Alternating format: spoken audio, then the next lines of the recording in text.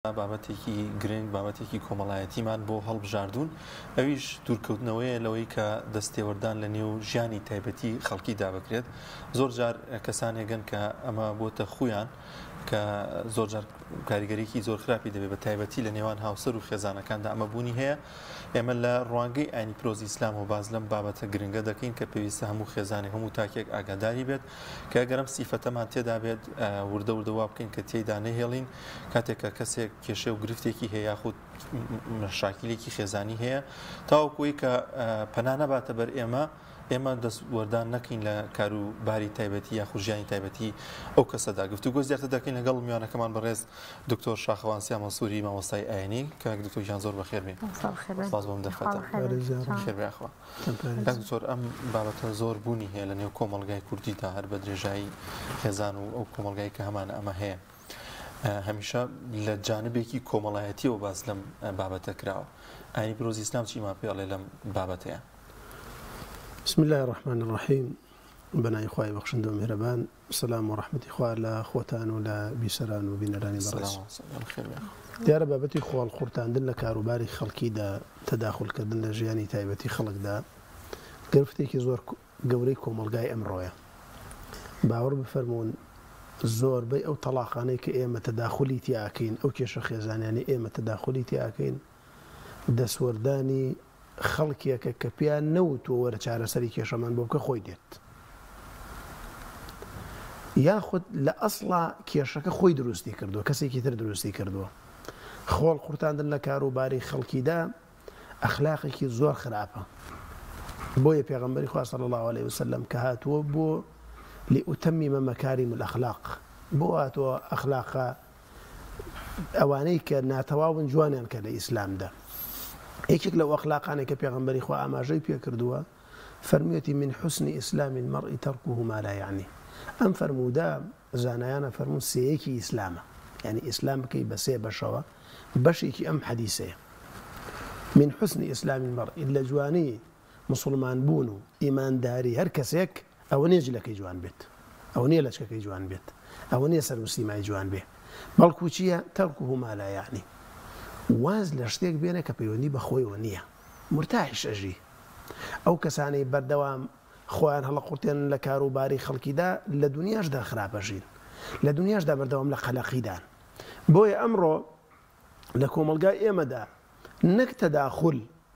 تەبەن خودی تەداخل کارێکی خراپە، خودی خۆڵ قورتاندن لە کاروباری خەڵکیدا شتێکی خراپە. تۆ تەلەفۆنێکت بۆ دێ ئەوە زەحمەت نەبێ و تەلەفۆنە کێ بوو چیتان باس کرد، سیارەیەکە کڕێن بە چەند کڕیت، کەی کڕیت، مۆدێل چەنە، ئەی بۆ ڕەنگی سپید نەکڕی، بۆ ڕەنگی خەچە بەسەر مکاکە ئەم جلام قاتە کێ بۆی دووریت، وەڵای خۆزگە ئاوا بووە خانوویەکەکەی بیتە پەن بەدەست خەڵکەوە، هەرچی نەخوێنوارە بێتە مهندس، هەر یەکێک دێڵە خۆزگە ئەمە وا بووە، خۆزگە ئەوە بووە، خۆزگە ئەوە بووە، خۆزگە ئەوە بووە، وە نییە؟ ئەڕۆی بۆ حەج، ئەو کاکە بۆشی بۆ حەج، بە چێکی بۆ حەج؟ پارەکە لە شتێکی یاسەر ناکەیت، بۆش لە شتێکی ترا سەرفی ناکەیت. یعنی بەڕاستی لە ماڵەوە بیت ئەڵێن بۆ لە ماڵەوە ئشتە دەرەوە بۆ لە دەرەوەی دڵت خۆشە بێ، دڵت خۆشە شکر بێتاقەتە بۆ چی کاکە ئەڵێ سەفینەکەت غەرق بووە. یعنی بەداخەوە کۆمەلگای ئێمە زۆر خراپ تێکەوتووە لە هەڵخۆڵ قورتاندن لە کاروباری خەڵکیدا. ئەمە خۆڵ قورتاندن لە کاروباری خەڵکیدا کارێکی خراپە، ئەی ئەگەر ئەو خۆڵ قورتاندنە درۆی لەگەڵا بێت بەداخەوە. ئەمڕۆ کابرا کێشەیەکی هەیە، قەرزارە مەسەلەن، کابرا مەسەلەن شتێکی بەسەر هاتووە، جاری وایە کێشەی دوژمنایەتیە، یعنی کەسێک دێ بە درۆژ تەداخولەکات کاکە بەڕاستی تەداخولکردن حرامە هەر بەڕاست. یعنی ئەم دێ قەزێکە بە شێوازێکی تر باسەکە کە ئەسڵ و ئەساسی نییە. ئەمە کارێکی زۆر خراپە بەڕێزان لە ئیسلامدا. پێغەمبەری خوا صلی الله عليه و آله وسلم لە زۆرێک لە فەرموودەکان ئاماژەی پێکردو، پێم خۆشە باسی کەم. یەکێک لەو فەرموودانە پێغەمبەری نازار صلی الله عليه وسلم ڕۆژێ لە مەیدانی جەنگدا بوو، سەحابەیەک شەهید بوو، شەهید بوو، تۆ وەرە شەهید بیت و لەگەڵ پێغەمبەر بی صلی الله عليه وسلم شەهید بوو. سەحابەکان فەرمویان ئەڵڵا بۆ خۆی شەهید بوو، تەواو ئەبشیروا بالجەنە، مژدەی بەنێ بە بەهەشت. پێغەمبەری خوا فەرمووی بێدەنگ بن، مژدەی مەدەنێ بە بەهەشت. بۆی پێغەمبەری خوا فرمووی لعل تكلم فيما لا يعني لەوانەیە ئەم ئینسانە خۆی قورتان بێ لە کاروباری خەڵکیە هەوارە قورسە یعنی ئەمە ئەبێتە ڕێگر بۆی با سەحابەش بێ و شەهید بێ پێغەمبەری خوا فەرمووی مژدەی باشتی مەدەنێ لەوا ئەچێ خۆی قورتان و بێ لە کاروباری خەڵکیدا قسەی کرد بێ لە کاروباری خەڵکیدا بۆیە ئیمامی حەسەنی بەسری ڕضا و ڕەحمەتی خوای لێ بێ فەرمووی من علامة إعراض الله عن العبد نیشانەی ئەوەی کە خوا پشتی لە عەبدێ کردووە پشتی لە بەندەیە کردووە ئەوەیە کە ئەو عەبدە وای لێکا کە مەشغوڵ ئەبێ بە شتێکە پەیوەندی بۆەوە نییە لە فەرموودەیەکی تر دازانین پێغەمبەری خوا فەرمێ چی فەرمێ ئەکثەر الناس ذنوبا عند الله ئەو کەسەی زۆرترین گوناحیە لای خوا زانی چییە أكثر الناس ذنوبا عند الله أو كسيك يتكلم فيما لا يعني قصة اشتكى كبيوندي بوني زور خطر الرجل بيغمبري خواه لقى الصحابة برزا كان دانشتمون لمزقوته بيغمبري خواه فرموي هر کەسێک لەو دەرگایەوە یەکەم کە ساتە ژوورە مژدەی باشتی بنێ خۆ زانی چی پێغەمبەری خوا جبرائیل پێی وتووە خوای تەعالا ئاگاداری کردوتەوە سەحابەیەک خۆی کرد بە ژوورە ئەو سەحابەیەکی خۆی کرد بە ژوورە یعنی نوێژ و عیبادەتی زۆر نەبوو کە سەحابەکانی تر سەحابەکانیش فەرمویان وەڵاهی ئەبێ دوای کەوین سیفەتێک هەیە ئەوەی شتێکەیە وای لێ کردو ئەڵەن چوون بۆ ماڵی چون بۆ ماڵی تاقیبیان کرد لە ماڵی مانەوە بزانم شەو نوێژەکە ستیان کە وڵات ئەمان باشترە لە نوێژە ئەوتیان کاکە وڵای ئێمە بۆ هاتووی پێغەمبەری خوا شتێکی وای فەرموو کە مژدەی باشتی پێداویت وە شتێکیشمان نەبینی لە ئێمە زیاتر کرد بیکەیت فەرمووی ئەوەی کە دڵم پێخۆشە قەت خۆم هەڵ ناقورتێنم لە کاروباری خەڵکی حەقم نییە قەت خۆم هەڵ ناقورتێنم خەڵک چۆنەژی با بشی خەڵک چی لەبەرەکە بالەبەریکە من حەقم چییە بەسەر خەڵکە مادام پەیوەندی بە ئەمر بە معروف و نەهی لە منکەرەوە نییە ڕوونە هەڵوام سا لەسەر ئەوە جاری وای هەیە لێمان تێکەچیان چۆن ئەوە جیا بکەینەوە ئەمانەوەی قسە بکەین لە شتێکە کە پەیوەندی بە ئێمەوە نییە دوو کەسێ بینین کێشەیەکەیە لە بینیانە یاخود کەسێک بە جۆرە دەرەکەوێ هەستەکەین شتێکی پێوە دیارە بەناوی با قسەیەکی خێری بۆ بکەین بە دڵسۆزی بکەین لەوانەیە کۆمەڵێک شت بڵین بچێتە بابی خۆڵ قورتاندنەوە ئێمە چۆن ئەوە جیا بکەینەوە دڵسۆزی و قسەی خێر لەگەڵ خۆڵ قورتاندنە من پێم وایە کەسێک ئاگر لە ماڵی بەر بێت تەلەفۆن بۆ حەریقەکات وەنیە کەسێک ئاگر لە ماڵی بەر بێت خۆی تەلەفۆن بۆ حەریقەکات کەسێکیش من بە ئەهل بزانێت کێشەیەکی هەبێت بزانێ من چارەسەری یەکەم پێمەڵێت وەنیە بەس بزانێ کە من ئەوەندەی تر ئازارەکەی لەسەر قورسەکەم خۆی پێم ناڵێت وەنیە ئەمجا خۆ ناشکار کەسێک کێشەیەکی بوو بۆ هەموو کەسی باسکات وەنیە خۆ هەموو کەسێکیش دڵسۆز نییە من ئێستا ئەزانم کێ دڵسۆزی منە تۆ ئەزانی کێ دڵسۆزی تۆیە وەنیە هەندێک خەڵک بە ناوی دڵسۆزیەوە دێ بەڵام گوێ هەڵەخات حەزەکە شتێکی تۆ بزانێت نێنەیەکی تۆ بزانێت وەنیە بۆیە بەڕاستی من ئەڵێم جارێ ئەسڵەن کەسێک کە داوای لێمان نەکرد تەداخولی کێشەی خێزانی بکەین با لە خۆمانی دیاڵ نەقورتێن خۆی پێی خۆش نییە کاک یعنی کە خۆی پێی خۆش نییە دەرگای ماڵیم لێ بکاتەوە من بۆ خۆم دەرگاکە بکەم و بچمە ژوورە وەنیە ئەجا بۆیە بەڕاستی ئەمە ئێمە لە یەکی جاکەینەوە یەکەم ئامۆژگاری و نەسیحات دووەم ئەمر بە معروف و نەهی لە منکەر سێیەم هەڵخۆڵ قورتاندن لە کاروباری خەڵکیدا ئەمر بە معروف و نەهی لە منکەر کابرایەک شتێکی ناشەرعی تایە وەکو شەرع پێڵێ کاکەمە حرامە ئەمر بە معروف و نەهی لە منکەر يأمرون بالمعروف وينهون عن المنكر أو أمتي بيغمبر صلى الله عليه وسلم أما شتێک پاشان کەسێکیش کێشەی هەیە ئەوەشێکی کێشەیە بوو کاکە خۆی نهات کێشەکەی بۆمان باسکە دیارە خۆی ناوێ من بزانم بۆ بە زۆر من بیزانم خۆی بتوانین چارەسەر وەنیە یان جاری وایە کاکە کێشەکە کێشەیەکە ئەگەر لە بینی دوو نەفەرا بێ ڕق و کبر و ئەوە ناکەوێتە بینیانەوە بەڵام کە سێم زانی ئەم ئەوێ قسەی خۆی سەرخاوی شەوێ قسەی خۆی سەرخات هەردوو کەسەکە بزانن باشترەوە نییە ئاجا ئەمە حاڵەتێکە کە کێشەیەکە بوو کابرا ناوی بیزانێ من بۆ بە زۆر تەداخڵکەم بە ناوی دڵسۆزی و دڵسۆزی نییە دڵسۆزی من ئەوەیە کاتێکە جەنابەت ببینم کێشەیەکت هەبێ وە جەنابەتم خۆش بوێت وتۆن بە من نەڵی من بەهال نەزانی کە بۆ چارەسەرەکەم مادام بە کێشەکە دەمزانی بابینی خۆم خوا دوعات بۆ بکەم. ئەوە سیفەتی موسڵمانە، ئەوە سیفەتی موسڵمانە. سێیەم خۆڵقورتاندنە. خۆڵقورتاندن سبحان الله خەڵکێکەیە هەر یعنی تووشی دەردی خۆڵقورتاندن بوونە. عەبدوڵای کوڕی عومەر ڕۆژێ بە جێگایەکە ڕۆشت پیاوێکات دوو لە ڕووی جەنابەتەوە بەڕێزانی گویان لێمانوتی ئەرێ ئەوە عەبدوڵا ئەو نەعلەت بوا لە پێ کردووە، ئەو نەعلەت بوا لە پێ کردووە. عەبدوڵای کوڕی عومەر فەرمووی نەعلەکەی من تۆ هێنا بۆ ئێرە نەعلی جات بیکە هاونە نەعلەکەی من تۆ هێنا تۆ قچێ بەسەرەوە. يعني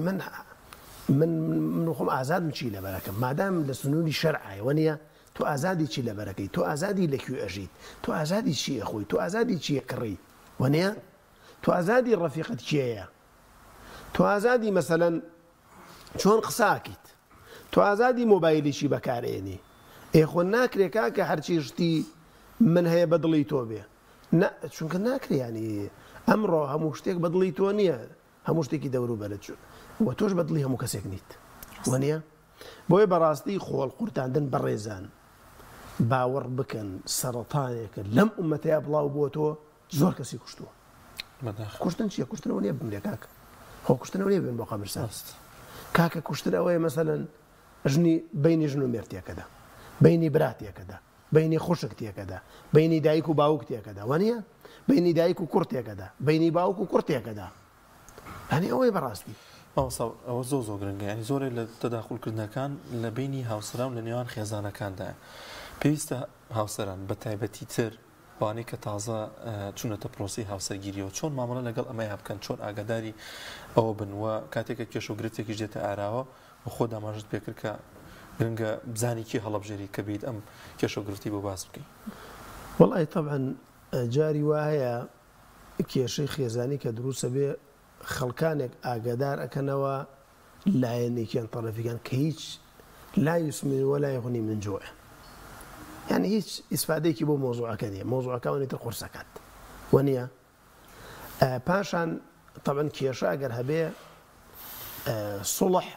کەسی سێمەیکات وەنیە، جا کەسی سێم یا بنەماڵەیە یان ئینسانە، بەڵام جاری وایە ئەو کەسەی کە پێڵن صفاتی ئیسلاحیتیان نییە، صفاتی چاکیتیان نییە، بۆ خۆی مۆزوعەکانێتر ئەشێوێنێ، مۆزوعەکانێتر گەورە ئەکات. بۆیە بەڕاستی خۆڵقورتاندن من تەسەورم وایە لەوەوە دەست پێ ناکات کە تۆ کێشەیەکتە بن بمێ چارەسەریکە. خۆڵقورتاندن زۆر جار هۆکارەکەی حەسادەتە، حەسادەتە. ژن و مێردێکە بینن بینیان زۆر خۆشە، کەسێک دێ شوبرایەتی براژنێتی مەسەلەن دراوسەیانە دێتی کێدات، دوو ڕەفیقە بینن دێتی کێدات، کەسێکە بینێ لەگەڵ شەریکەکەی خەریکی کەسابەتە، کەسێکی تر بۆ حەسادەت دێتی کێدات. خۆڵقورتاندن هۆکارەکەی دڵسۆزی نییە، با ئێمە لێمان تێک نەچێ بە غەڵەت ئەم بابەتە بەسەرمانە نەڕوا پێمان وابێ ئەوە دڵسۆزیە و کاکە ئەمە خۆڵقورتاندن. کاکە خۆڵقورتاندن کارێکی زۆر زۆر خراپە، کارێکە شریعەتی پاکی ئیسلام ڕێگەی نەداوە. ئەکثر الذنوب عند الله، یعنی کاکە لەوە زیاتر، یعنی ئەم کەسانە زۆرترین گوناحیانە. ئەمجا بۆ زانینتان ئەو کەسانەی کە خۆیانە لە قورتێنن لە کاروباری خەڵکیدا ئیسراحەت ناکەن لە ژیانە، بەردەوام خەمبارن. من راقب الناس ما تهمن، يعني چونکە ئەبێ مراقبەی خەڵکات، هەر کەسێکش مراقبەی خەڵکار بەخەم و ئەمرێت تێگەشتی کاکە بەخەم و ئەمرێت. یعنی تۆ سیارەکەت گۆڕی وە حەزەکە بزانێ بۆ گۆڕیتە و بەچی گۆڕیتە و مۆدیێل چەنە و بۆ ئەم ڕەنگەیە و بۆ گێڕادیە و بۆ گێڕ ئۆتۆماتیک نییە و لە چی چێت کڕیتە بە قیس کردیان بە حازر کردە ئەم پرسیاران لە مێشکا دیوەڕە ئیتر کە نەیکە شێتە بێ بەخەفەتەوە ئەمرێ وەنیە. جا بۆیە من ئامۆژگاری مسلمانانەکەم بەڕاستی کاکە وەڵڵی کارێکی زۆر خراپە، سیفەتێکی زۆر قێزەونە، کاکە بۆ خۆت بژی. مۆستا زۆرجار لەسەر موچە و بابەتی دارایی پرسیارەکەن، تۆ لە شوێنەکە ئیشەکەی ئەو چەند وەرەگری چەند داهاتە چەند کۆمەڵ ئەمەش بۆ خۆی زۆر ناخۆشە شتێکی ناخۆشە. کوڕە کاکە کابرا مۆبایلێکە گۆڕێ، ئەو بەچی گۆڕی؟ خۆ موچەکەی پارەی مانگە مۆبایل تو حەقچە دزیم کردو کاکە دزیم کردو دێتە قەبرمەوە ئەخ حەقچی وای یاننا ئەنی بەڕاستی کابرا ڕوا بۆ عەمرە ئەو بەچیش بۆ عەمرە وتۆ قەرزاری کورە کاکە تەداخلی ژیانی تاکە کەسی خراپە بەخوا بەستێ والله کارێکی زۆر خراپە کارێکی زۆر خێزەونە بەداخەوە خەڵکێکی زۆر ئیشان ئەمڕۆ بۆتە ئەوە ئیشان ئەمڕۆ بۆتە ئەوە جاری وایە لە کۆڵانە دانیشن ئەمجا تەداخلکردن ئێستا بەڕاستی تەداخلکردن ئێستا زۆر جار بە شێوە تەقلیدەکەی جاران نەماوە بێتە ماڵت کاکە ئێستا لە ڕێگەی دیجیتال میدیا و تەداخلی ژیان دەکات تێگەشتی لە ڕێگەی دیجیتال میدیا و تەداخلی ژیان دەکات تۆ لەگەڵ دووسێ ڕەفیقدا سەفەرێکی ڕسمێک دانەی لە ستۆری خۆت پێت خۆشە یەکسەر هاکاکە ئەوە لەکوێ بوون ئەوە لەگە فڵان کەس و فڵان کەسا ڕۆژی خۆی مێش ڕەفیقتین تەداخلکردن وەنیە جلێک لەبەرەکەی ڕسمێکی پێواگری کورا لە جێگایەک دای یانی شتێکت بۆ نووسێ یەکسەر دەماری تۆگرێ تەداخلەکە لە ژیانتا تەداخلەکە لەو جلێتە لەو جێگایەتە ئەوە بەچی چوو کاکە بەڕاستی تەمەن من لەگەڵ ئەوەیانی بەڕاستی ئینسان ئەو نیعمەتانەی کە خۆی پەروەردگار پێی داوە لە دیجیتال میدیای ئیعلانی کات هەیە بۆ کەسانە چیتان هەیە بۆ کەسانە کە لەوانەیە خۆیان هۆکارون بۆەوەی کە خەڵک ڕابکێشن بۆەوەی کە دەدەخلی ژیانیان کە هەموو شتێکیان بڵاوەکەنەوە ئەی خەنە پێشچاوی خەڵکیا باسیەکەن لە مەجلیسەکانە طبعا بەڕاستی ئەرزم کردن کارێکی زۆر خراپە لە ڕۆژگاری ئەمڕۆدا خەڵکی وا هەیە لەوا چێ خەو بە کەبابەوە ببینێ بەڕاستی خەڵکی خەو بە کەبابەوە بینەوەنی حەز لێ من ئەچم بۆ جێگایەک ڕسمی کەباب دانێم کاکە والله گوناح وەنیە یعنی من لە ماڵی خۆما دانیشتوم ماڵەکەم خوای تەعالی مەسەلەن پێی داوم بۆ نمونە ماڵەکەم جوانە ڕسمێک دانێم یەکاکە ئەم پیاوەش فەقیرە لە کرێچایەت لەواتی چەند ساڵ پێک خوێندنمان تەواو کردبێ خوا دابێتی من نەیدابێتەوە یان بەعکسەوە ئەمە ئینسان وا لێکا خەڵک بە خەڵک ئەڵێ بە خەڵک ئەڵێ تەداخلی ژیانم بکە بەڵێ مامۆستا ئەوە هەر بۆ من زۆر جار باسیەکەم لەگەڵ ڕەفیق و برادران هەر بۆ نێو هاوسەرانی ژەر گونجاو بۆ من لەگەڵ هاوسەرەکەیە ڕسم بڵاو کاتەوە شتێکی ئاشقان و شت ئەوە نووسێ گەنجەکەی کە ناتوانێت ژنێنانی نییە پارێکی نییە ئین بۆ خۆی ئەمەژەر گرنگە لانی حاڵەتە زۆر جار ئینسانەکەوێتە درۆیشەوە یعنی زۆر جار بەخوا من کێشەی خێزانی هەبووە لە فەیسبووکە ڕسمیان داناوە بە قوربان و بە ساقەیەک لەگەڵ لای من شەڕیان بۆ و خەریکی حەلکردنی کێشیان بوومان بەدرۆ ئەمە چیە بەڕاستی وایانە ئاجا بەڕاستی ئەو شتێکی زۆر خراپە زۆر کارێکی قێزەوە یعنی ئینسان لە دیجیتال میدیا ڕسمی خۆی خێزانی بڵاو کاتەوە بە شێوازی خۆی دەرخاکە ئەمە قوتبی ڕەبانیە بەڵام لەو لێشەوە وانە بێ بەڕاستی ئەم کارێکی خراپە بۆیە طبعا من لەگەڵەوەیانی بەڕاستی ئەمڕۆ خەڵکی خراپ زۆرە بەڕاستی ئینسان خەڵکی خراپیش نەبێ هەر ئینسان ئەو نیعمەتانەی کە خۆی پەروەردگار پێی داوە بڵاوی نەکاتوە وەنیە یعنی من گەنجە ناسم ئەوەندە داوای ژنی لە باوکی کردو باوکی دەری کردو ئێستا پارەی نێژنی بۆ بێنێت ینی ئەوەنە داوای ژنی کردووە باوکی دەری کردووە لە ماڵە پارەی نێژنی بۆ بێنێت چی بکە کاکە ئەم کوڕە شەڕی پێگێڕە ینی ئەم ئینسانش بۆ خۆی کاکە خەریکی بڵاوکردنەوەی ڕسمی خۆی خێزانێتی ئەو کاریی خراپە ئەوم ئەوسەلانێ بۆ نەخۆشمان زۆر جار کەوتمێتە ئەو حاڵەتە بەڵام گرنگە دوورکەین و ینی بتوانین ئەوە ئەنجامەدەین یان من ئەلحەمدام خۆی گەورە مناڵێکی پێبەخشیم لانێ 100 ڕەفیقم هەبێ خۆی گەورە مناڵی پێ نەبەخشیەوە و خۆی ئەمەژەر خۆی ئینسان ئەگەر عاقڵ بێ هیچ کاتێک ئینسانی عاقڵ لای کەسێک باسی مناڵ ناکات کە خۆی تەعالی مناڵی پێ نەبەخشیوە هیچ کاتێک لای کەسێک باسی گەورەی دایک ناکە کە دایکی نەماوە هیچ کاتێک لای کەسێک باسی خۆشی باوک ناکە کە خۆشی باوکی نەبینیوە هیچ کات باسی خۆشی نیعمەتێک ناکە لای کەسێک کە خۆی تەعالی لەم نیعمەتە بێبەشی کردو چونکە بەڕاستی ئەو باسکردنە فەزادوهم ڕەهەق ئەو نێتر بێتاقەتیان نەکات ئەنی تۆ بێ باسی دایک بکەی کەسێک دایکی مردووە وەنێ برینێک ولێنیتەوە بێ باسی نازی باوکایەتی بۆ کەسێک بکەی باوکی مردووە باوکی نەبینیەوە باوکی ڕۆژە ڕەوەندە سی بەسەران نەهێناوە وەنێ ئەمە کارێکی خراپە جا بۆیە بەڕاستی باسەکەمان لەوە هات هەندێک جار ئینسان بۆ خۆی خەڵک وا لە یەکات تەداخلی ژیانی بکات بۆ خۆی یان کابرا کێشێکی بەسیتی هەیە لە ماڵە لەوەچە بە 2 دقیقە حەل بکرێ یەکسەر لە دیجیتال میدیا شتێکە نووسیە و تعبیرەکە لە وەزعێکی خۆی مردن لەکوێی نازانم کاکە ینی ئەمە چارەسەری کێشە ناکا بەڕاستی وایان نا یعنی یەکسەر خۆی بێتاقەتەکە و جا بۆیە بەڕاستی باسەکەمان لە ئەسلی بابەتەکە دەرنەچین بڕێزان خۆڵ قورتاندن لە کاروباری خەڵکیدا جا بەناوی دڵسۆزیەوە بێت بەناوی ئەوە بێت کە ئەتەوە معلومات دەستکەوێت لەو مۆزوعەدا حرامە مادام بەرامبەر تەکلیفیان لە تۆ نەکردووە تەداخڵکەیت جا من ئومێد دەکەم مسلمان گەورەی ئەم تاوانە بزانێ ئاگادار بن بڕێزان ئەمە تاوانێکە لە تاوانە گەورەکان ئینسان لەسەری بەردەوام بێ زۆر خەتەرە و بەڕاستی چەندین ماڵ و ئایلە هەیە تێک چوون بەهۆی دەستی سێمەوە بەهۆی تەداخڵەوە خی گەورە هەموو لایەک پارێزیارڕ خۆش بێ